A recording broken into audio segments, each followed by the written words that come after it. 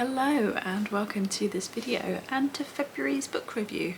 This one was a bit more up and down. My intention was to read like the shortest books on my TBR, but in the end I only ended up reading 3 of them, and one of them was a reread and wasn't technically going to be on my TBR, so I didn't do quite as well in that challenge or thought of my reading as I intended, but I still managed 6 books in the month, so I'm happy with that.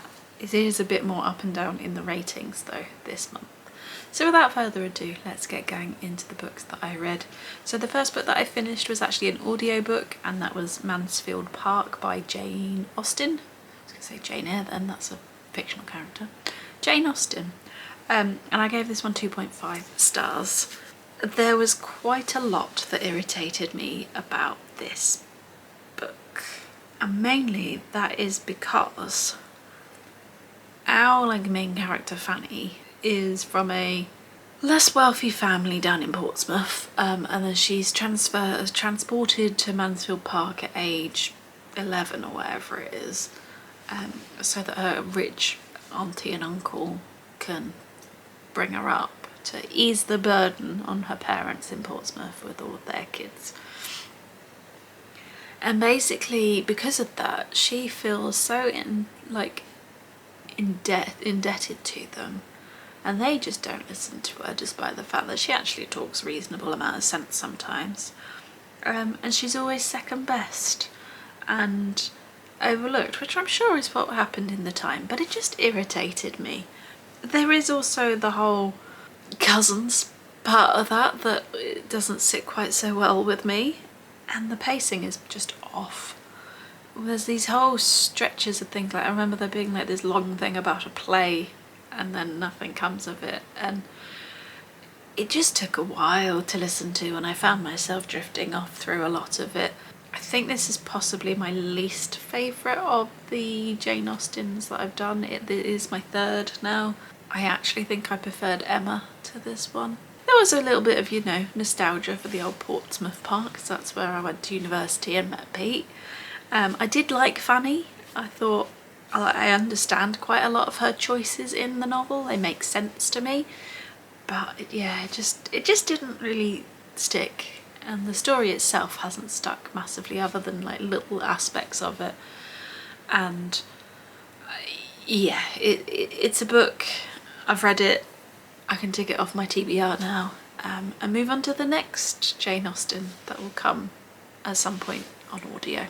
So the next book I read was The Shadow Cabinet by Juno Dawson, which is the sequel to Her Majesty's Royal Coven. So in this we're following a group of women, a group of witches, who there's some trouble and they're trying to sort some of it.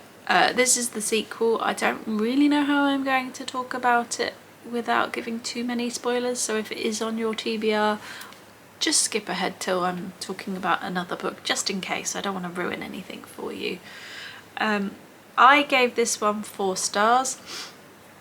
Her Majesty's Royal Coven I read for my book club last year and absolutely adored, and was determined to get through the series. Finally I managed to pick one up from the library, the sequel from the library, which is why I also didn't do my short books, because this one came in. And because of how the first book ended, I was never entirely sure how I was going to get along with this one. If you understand that, then you get it. As I said, I'm going to try and do it without spoilers, but difficult. But because of that cliffhanger, I was right that my enjoyment for this was slightly lacking, because of a certain character. So as I said, I gave it 4 stars, so I still really enjoyed it, and I still really do want to read the 3rd one and complete the trilogy at some point. It took me a little while to get into it, and that might be because of the missing aspect. And I did get more invested as time went on, and I wanted to know what was going to happen as time went on, but it did take a lot longer than it did with Her Majesty's Royal Coven for me. The group that we follow, so we get various different points of view, but they're a bit more spread out this time. They're not quite as a group and I miss that dynamic. But the elements of witch hunters, I like the introduction of that. And of course this one ended on a cliffhanger as well, which is never my favourite thing.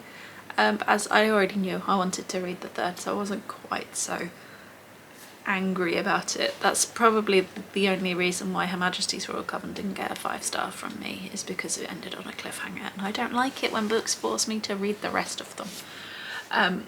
But I'm already invested and I'm already going to read the third. So I think that's basically all I can talk to you about the Shadow Cabinet without delving too much into what it's about and more minutiae points of it, because yeah, I'm just going to leave it there before I put my foot in it and ruin it for someone. So yeah, that was The Shadow Cabinet by Juno Dawson. The third book that I read was I Who Have Never Known Men by Jacqueline Harpman. I gave this one 3.5 stars. It is the shortest physical book that I have on my TBR, and one that I was really interested to read. I'd heard good things about it, although never really what it was about. So this, I would say, is probably more post-apocalyptic than dystopian, but it is probably categorised as dystopian. It is a translated piece of work and it was originally published in the 90s, so I was going to say not that long ago, but that is still like 30 years, isn't it? I keep forgetting that. And it wasn't quite what I was expecting. So in this we are with a group of women who live underground in a bunker, and they've got these guards. And they're all of a certain age except for one who is much younger and was a child in the bunker, so doesn't really know anything of the outside men, hence the I Who Have Never Known Men, because she's just lived with women the whole time. So I thought it was going to be more like that. I thought, oh, it's dystopian, so there's going to be an element of escape or whatever, and to a certain extent it is there, but it's probably a bit more reflective than that. Although it's short, it did take me quite a while to read. It also doesn't have chapters, so I ended up just having to sort of stop reading at the end of a page, and then when I came back to reading it, it took me quite a while to get back into it. It's got like 3 or 4 sections. I would recommend trying to read those sections as a whole, or just the book in one sitting. It just wasn't possible for me and what I was doing at the time that I was reading it, but that's what I would recommend to get the best out of it. I think that's part of the reason why I didn't connect with it quite as well, just because I just had to stop, and then it took some time to get back into where I was and what I was doing and all of that each time. It is also kind of bleak, this book. I wouldn't say it's happy in any stretch of the imagination. I don't even think it's got a particularly happy ending, so if that's your thing, fair enough. But I would err on the side that this is overhyped, as I felt there were parts that I got a bit bored in, but maybe that's because it's a bit more introspective and there certainly isn't an answer to any of the questions that it raises. If you're someone that likes your book sort of tied up neatly in a bow, this isn't going to be the one for you. And I tend to have a bit of issue with that, but because this has a slightly more biographical nature to it, I didn't mind it quite so much that it didn't really tell me anything in the end. So yeah, I'm glad I read it, but I won't be holding on to it, and yeah, just not entirely sure how I completely feel about it, but 3.5 stars is not a bad rating, and I did enjoy what I was, in commas, what I was reading when I was reading it, but as I say, I just feel I didn't get into it as well as I maybe should have. So I then moved on to my actual shortest book on my TBR, which is The Wonderful Wizard of Oz by L. Frank Baum, I think is how you pronounce it. Self-explanatory what this is. It's The Wizard of Oz, basically. And I gave it 3 stars. So I've seen the film on numerous occasions. I also had an audio book of it, and of like the film rather than this, and I've seen it on stage. The Wicked Witch of the East as a kid always gave me nightmares, so I was intrigued to know what the actual source material for this is.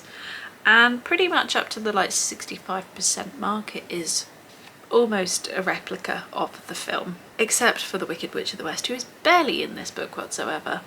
I understand why they put more of her in the film, so that you actually had a baddie, a protagonist, but she doesn't make much of an appearance in this book really. And then after the 65% mark, it's essentially another travel part. They have to go and find Glinda, and we have to go through another epic journey to get to her, rather than her just being in Oz, in the Emerald City.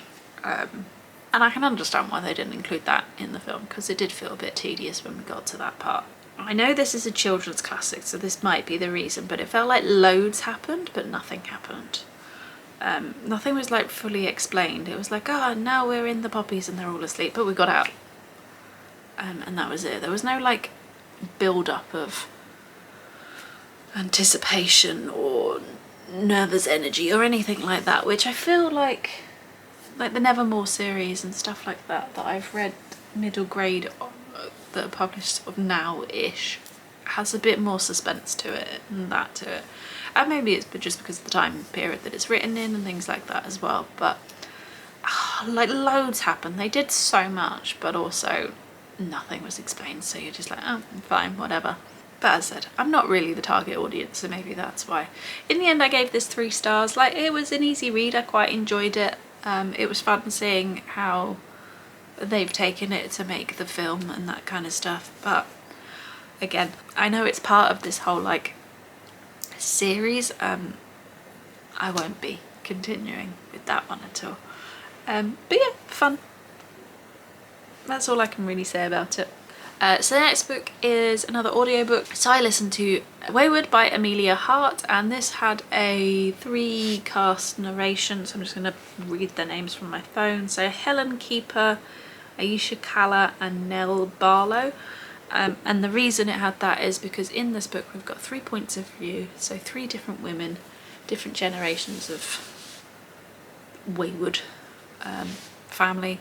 We've got Alpha in like the 1600s, who's being tried for being a witch. We've got what was her name, Violet, who is around the sort of Second World War time, and then we've got Kate, who is in 2019, I think it was. I know it was pre-COVID, but modern day-ish.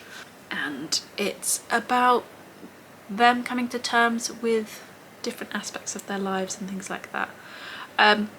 I didn't realise that I was on a bit of a witchy kick this month, what with Shadow Cabinet and this. Shadow Cabinet is a very different kind of witch. Weyward they're very different, not in terms of like magic or anything like that, but in terms of society. They are very much more hidden, shunned a bit more, all of that kind of stuff, compared to the Shadow Cabinet, which is not the case. This is, I think people would describe it as very feminist in its writing. There is a bit of, you know, female rage. I would say though, very much check your trigger warnings, certainly for like sexual assault and that kind of aspect. There's a whole heap of trauma. They all have trauma, some of it very similar trauma, and certainly there is a rather graphic description of sexual assault / rape in this book, so definitely check your trigger warnings. That was a difficult listen while I was walking Jeff one evening. Maybe it's a me thing, because I seem to be finding this a lot, but I found it quite slow to get into. Took me a while to get into anybody's story, except Kate's. I found Kate's quite interesting from the start, so it took me a little while, but once I did, I was quite invested. Part 3 I thought was brilliant. If the book had been like that all the way through, it would have been easy 5 stars. And I liked to see how the story sort of came together in the end, despite the, you know, vast gaps in timeline and that kind of thing from them. So would I recommend it? I don't know if I've said I've given it 3.5 stars. I probably would recommend it, but do, as I said, check those trigger warnings, be in the right headspace for it. There is definitely a audience for this book. I'm possibly not it, or I picked it up at the wrong time. But yeah, I enjoyed what I read anyway, and that was Weyward by Emilia Hart. So the last book I read did fit my read the shortest books on your TBR, but technically this wasn't on my TBR because this is Girls in Love by Jacqueline Wilson, and it's very much a reread. I don't know if you can see how slightly battered my copy is, because I read this when I was much younger. But I've decided I'm going to reread the Girls series because I got, you won't be able to see it, I got Think Again for my birthday, which is the like adult sequel. It's not a sequel when it's like the 5th book in a series, is it? But you know what I mean. So I figured I'd reread these ones, like one a month probably, and then get to that one so that it's a bit fresher in my mind rather than going into that blind and sort of forgetting about some of the characters and things like that. But anyway, so Girls in Love, I ended up settling on a 3.5 stars for this book. As I said, it's a reread. I read it, I must have been about 10, 11 when I read it, and remember thinking it was like really like, it was definitely an older girl's book. One thing I would say about Jacqueline Wilson, this is YA, this is set for older readers, but her writing style always seems kind of young. I thought that about another one. I've said that before about a book that I've read, that the themes are older but the writing is younger, and it seems to have that sort of disconnect. I am obviously slightly nostalgic by it. I enjoyed this series as a kid.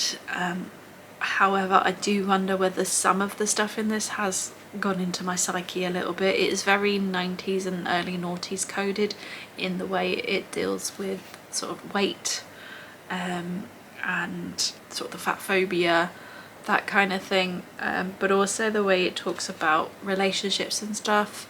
I can see why people don't like this book for this day and age. I am unlikely to want to give it to my daughter, at least not until she's old enough to understand certain aspects, because obviously in this we're following Ellie and her best friends Nadine and Magda.